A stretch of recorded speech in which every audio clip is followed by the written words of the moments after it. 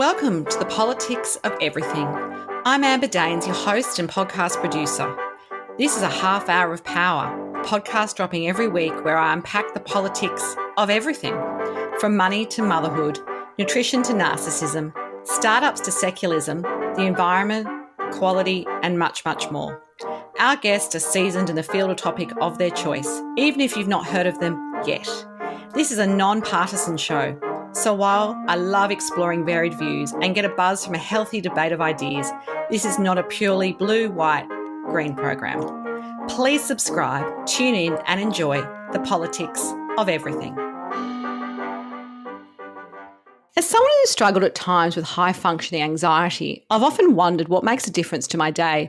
Is it exercise at dawn, a sense of control over my workload, the way I view the world as good or bad, or a range of nuanced mental and physical factors that can either alleviate or accelerate my condition? Through her media career and social media posts, I've found some great wisdom from today's guest, Sophie Scott. She teaches people around the world how to prevent and manage burnout, reduce stress, and communicate with impact.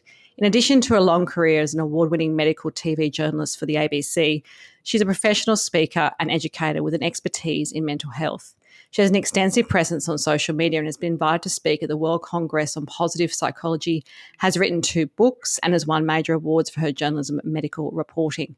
She's an advisory board member for the Australian National Mental Health Prize and sits on the advisory board on Stigma at Australia's National Mental Health Commission and the University of Melbourne's Contemplative Studies Centre. Sophie is also Associate Professor at the Notre University Medical School, lecturing in science communication and an ambassador for Bowel Cancer Australia, Pain Australia, and as a patient reviewer for the British Medical Journal. Her talks and workshops help people take better care of their mental health through science-backed techniques so they can build emotional resilience, maximise their potential and thrive at work and at home. Sophie's mission is to help people help themselves using evidence-based science and her own personal journey. And here today we discuss the politics of mindset. Welcome to the Politics of Everything, Sophie. Thank you for having me. It's a real pleasure to be here. Podcasting remotely can be challenging, but it doesn't have to be. Since day one of the Politics of Everything, I have relied on Zencastr's all-in-one solution to make the process quick and painless, the way it should be for those of us who just love great content and want to get our ideas out into the world. If you know me, I'm obsessed with quality in terms of my guests, my sound, and everything about my show has to be great the first time. I'm time poor. It's so easy to use Zencastr. I'm not tech savvy and you don't need to be either. There's nothing to download. Just click on the link and off we go. Zencastr is all about making your podcasting experience easy, and with everything from local recording to automatic post-productions now in their toolkit, you don't have to leave your browser to get that episode done, and done fast. I have a special offer for you, and hopefully you can experience what I have with Zencastr. Go to zencastr.com/pricing and use my VIP code, the Politics of Everything, all lowercase and one word, to get 30% off your first 3 months of Zencastr Professional. How good is that? I want you to have the same easy experiences I do for all my podcasting and content needs. It's time to share your story. It's such a big topic and I can't wait to get into it. But before I do, I wanted to ask you what you wanted to be as a kid. Did you think you'd be in that medical world, or did you have some other early career ambitions? So, look, that is such a great question. And no, being involved with medicine and science was the absolutely last thing I would have wanted to do when I was a kid. And even in high school, like my 2 great things that I loved being creative. So I love writing. And I was also really interested in, human behaviour, what makes people tick and why people do the things that they do. And I wasn't really particularly interested in health and science. And I didn't even do science for the HSC at all. Wow, that's crazy though, because a lot of people, they can actually join the dots and say, well, actually, I always loved maths and therefore I became an accountant. Or, for me, I was really good at literary writing and also loved public speaking and debating, so I worked as a journalist. So I think it's interesting when you sort of have, a different experience as a kid and then you kind of come full bloom later. It's so interesting. But I think what happens is sometimes all the dots just sort of get joined for you and you realise why you might have been interested in certain things as a kid, even if at the time you didn't realise, the significance. And for me, it was the creativity part was, or the self-expression part was something that I loved. So being able to have an outlet for writing. So I really wanted to do that more than anything. But I was interested in psychology and how the mind works. And so for me, first my greater interest though was in having a way of having creative expression. And so I wanted to be a writer. I wanted to be a journalist. So I really wanted to be a newspaper reporter, which I was. But the interesting thing now, Amber, is like all these years later, now I'm doing much more in the mental health space. So I've sort of come full circle from sort of wanting those two things as a kid to now having done one career for a long time. Now I'm focused on the next part, which is really looking at sort of mental health and mindset and other things. So yeah, I guess, but both those passions of mine, I've been able to find a place for in my life. The term mindset is commonly used interchangeably with our personal self-beliefs, our attitude, or even our overall sense of positivity. How do you define mindset? And is there kind of an example that brings that to life so we can kind of get a clearer idea of what we're talking about today? Yeah, so look, for me and for the majority of us, mindset is really the lens through which we see the world, and it's how we interpret what's going on around us. So, for example, you can imagine two people going to somewhere, say like Luna Park, and they have free tickets to go on a roller coaster. So for one person, that's an experience that they've been looking forward to for so long. They've been dying to go on this roller coaster. It's been something a passion, something they've been keen to do, and they're looking forward to it. So they've got a really positive mindset there, excited about it. The other person, the idea of going on a roller coaster is horrifying. They've never wanted to go on anything like that. They've got a fear of heights, so they're dreading going on that roller coaster. The action is the same of going on the roller coaster, yet those two people are approaching it with a completely different mindset. And so for them, the experience will be very different. One will have a great time. One will love it. The other one will be counting down the seconds till they get off it. And so that's why mindset is so crucial, because it has such a big impact on how we interpret everything that's going on around us. And it can make something a positive experience or a negative one, as you've seen in that example. Absolutely. And I must admit, I don't really like roller coasters, but my kids love them. But I used to love them as a kid. And having said that, I've just come from a holiday where I did force myself to do those kinds of activities. And it is true. I wouldn't say I psyched myself up, but I certainly just went, look, this is fine. Everyone else is doing it. I'll be okay. And it was a much more pleasurable experience than I usually have. So you approached it with a very different mindset by thinking, you know what, I'm just going to get through it and not necessarily enjoy it. But, you're going to probably thinking about the greater good and knowing that the kids are going to have a good time and getting on with it. And so that's why mindset really makes a difference, because we can, the way the brain works, the brain is sort of designed to focus on the negative from a survival point of view. So we have to actually choose to focus on positive things and choose to make things a positive experience, which you were doing in that example of the roller coaster. And so that's why mindset really matters, because of the way our brains are wired and because of the way we're constantly sort of on the lookout for things that are going wrong. Our mindset, if we have the mindset of focusing on things that are going well, it helps redress that balance of the way your minds and your brain sort of put together. Absolutely. Look, you're well versed in topics such as preventing burnout and managing your mental well-being during times of change.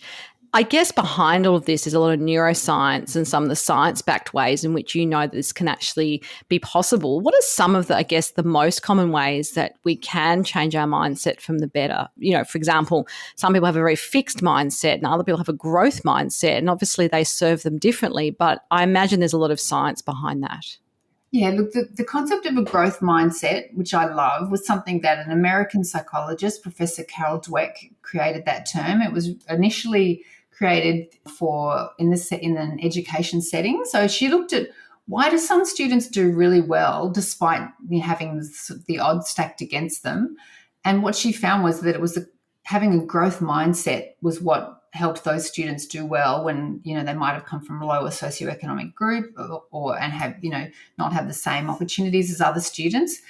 And having a growth mindset of things like seeing challenges as a learning opportunity. So rather than seeing it as something that you think, oh God, that you're not going to be able to overcome, but you see it as an opportunity for growth. So understanding that challenges are inevitable, but that these are moments in time where you can actually grow and flourish through a period of a challenge or something Yeah, that might I be think going your that way. that makes sense, and I think that example you gave was, most people will relate to that who've done some sort of test or exam or sort of, big ticket item, if you like. How do you Yeah. manage, for example, bad habits? Like, I know I've sort of done some work in the past with people, and we talk about things like scarcity or victim mindsets. So, but a lot of that's based on, say, past experiences, past traumas, that blueprint which says, like nothing ever goes well for me, or of course that happened to me this way. But obviously, your past doesn't have to define your future. Is there a way in which we can kind of, if not reprogram ourselves, recalibrate so we can actually think differently about ourselves in different situations? Yeah. So one of the things that I talk to when I go into teams in workplaces and talk to them about workplace mental health or mindset, like we're talking about today, one of the things that I get them to think about are their habits and their daily habits. Because again, the way the brain works and the way we create neural pathways and the way we make behaviors automatic and it is doing something over and over again through consistency. If you think of the brain like a forest and doing something creates a pathway, and that's the way we create neural pathways. Imagine if you were walking in a forest and you decided you want to create a new path that had never been walked that way before. If you walked that path every day, you would create a new path and the old path would grow over. And the brain works exactly the same way. So if you want to create new habits, if you want to get out of, like you said, that sort of the victim mentality and have more of a growth mindset, it's about what you do every day to reinforce that. And so is it the way you're talking to yourself? What language are you using? Is it your actions and how you're interacting with other people? Is it, the things that you're doing that make you feel good and really encourage you and really lift you up? And so it's your daily habits, the consistency of what you do over and over again, and those small, really, those micro habits, almost. That's what really makes a difference in terms of your mindset and how you feel. And so I tell people, and in workplaces or in your personal life, it's not necessarily about these big grand gestures, these big things that we do. It's what you're doing every single day that actually makes a difference. And so in some ways, take the pressure off yourself to have this radical transformation of your life and think about those little small daily habits that you can change to get you where you want to go. It sounds a lot like things like, when people kind of try and start to exercise more regularly or eat well, it does sound like it's that incremental thing. If you think it's got to be like that big thing where you do like a marathon every weekend, you're obviously going to set yourself up to fail. But if you kind of just get into that daily habit of chipping away at it, it sounds like that's something which will benefit us all long term.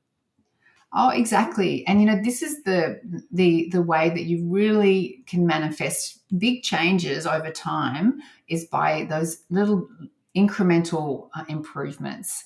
And I think the good thing about the incremental improvements, they're much more achievable. If you say to yourself, I'm going to just do something for 5 minutes every day, chances are you will do it. And then you create that neural pathway. And then what happens, Amber, is the behavior becomes automatic. In other words, you don't have to choose to do that action. You just do it. And an example could be, just say you want to do more meditation or deep breathing. So think about a time where you're going to have the time to do just 5 minutes of deep breathing or meditation and just do it every single day. And so a great time can be as soon as you wake up. As soon as you wake up, before you start to check your phone and go on social media or do anything else. If you did that and just did that action of, which is what I have trained myself to do, that the first thing I do when I wake up is just to do 5 or 10 minutes of meditation.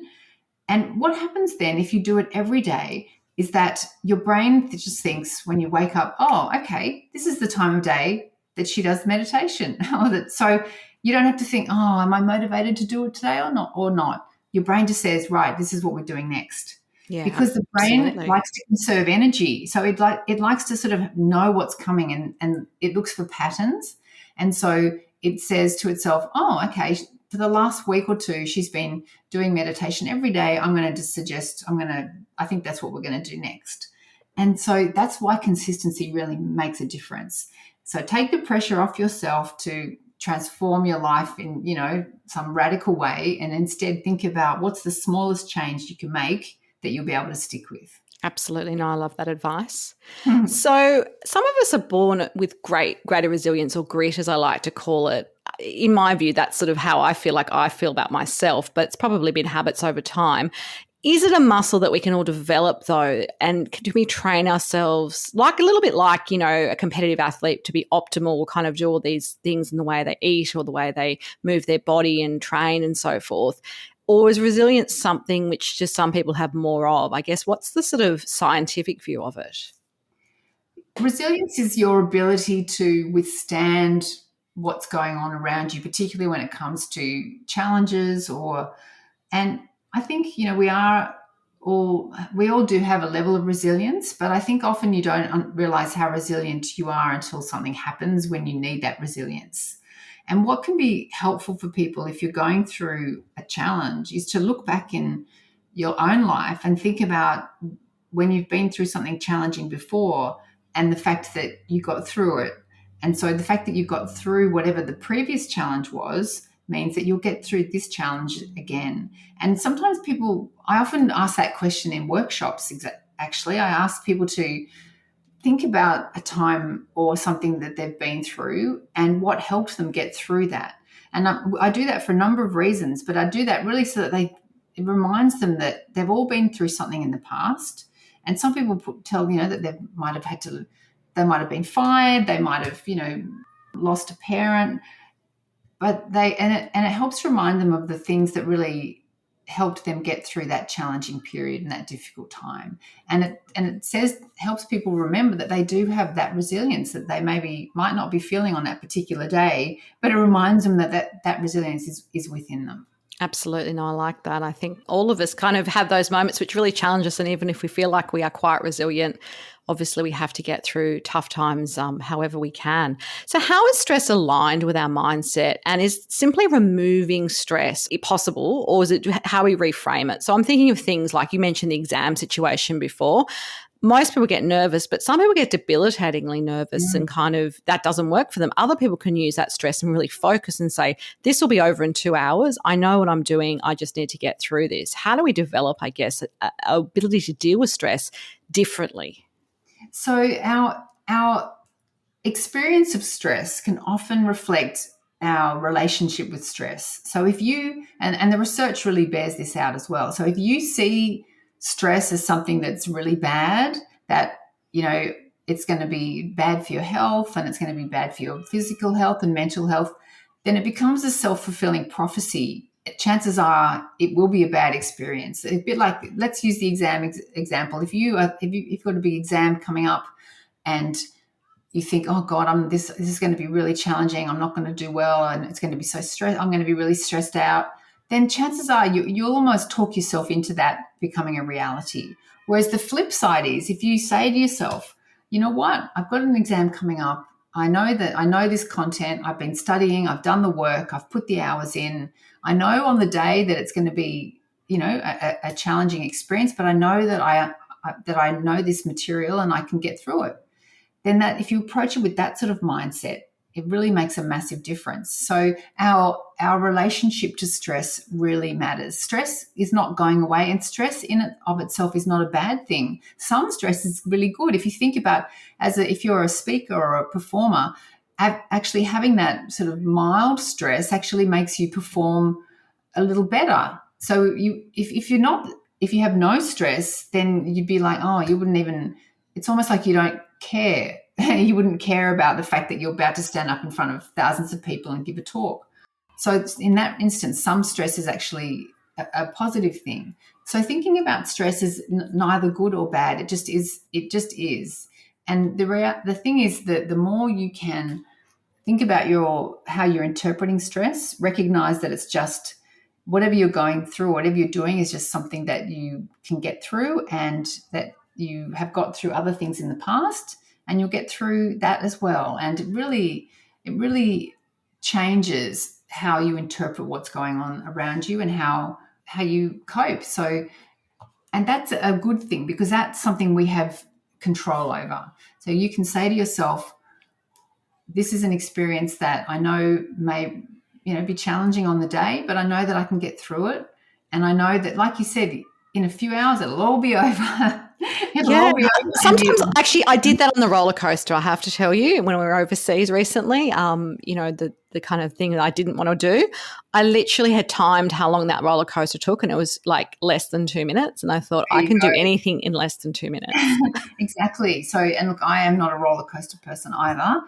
And we've got this funny photo from when we took the kids to somewhere like Movie World or somewhere like that. We were kids, and they convinced me to go on what they said was like the kids roller coaster. Oh, they always lie. I was absolutely horrific. And there's a photo of me on this roller coaster looking like, I looked so scared. I looked like, horrified. You can probably still remember how you felt.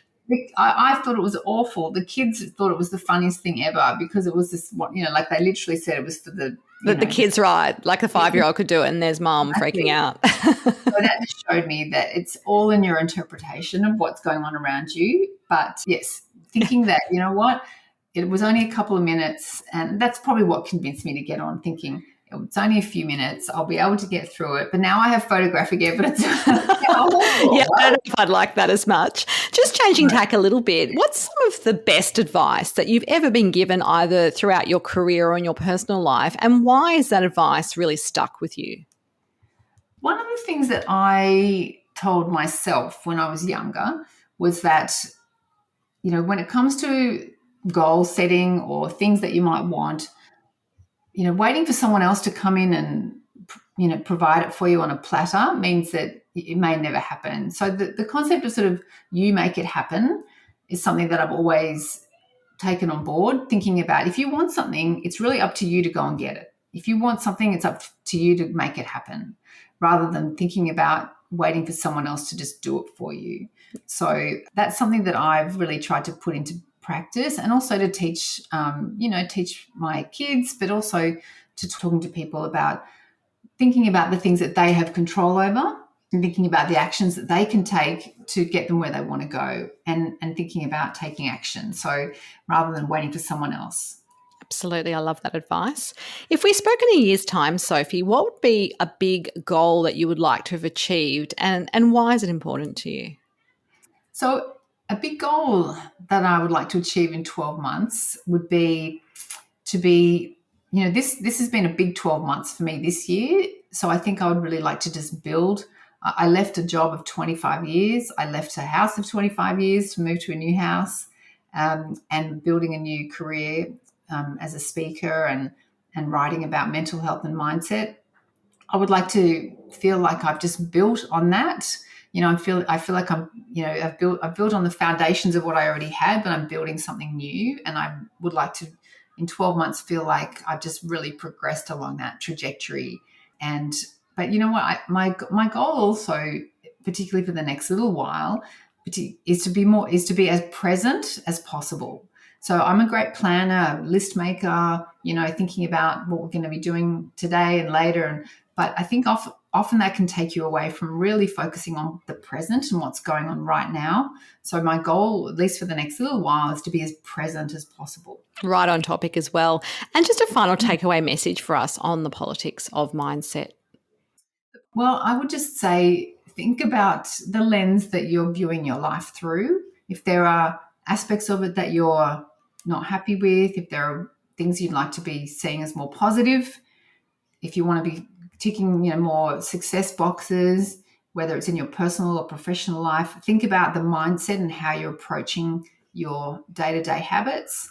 And then, read more about mindset. I've got lots of resources on my website that people can read about practical things you can do every day to have the best mindset possible. Thank you so much, Sophie. And of course, there are details on the show notes if you want to connect further with Sophie and find out a little bit more about what she does and what she offers. Until next time, take care. Thanks so much for listening today. If you've enjoyed the politics of everything, I thrive on your feedback. So please add a short review and share the podcast with your network through Apple, Spotify, and all the usual suspects.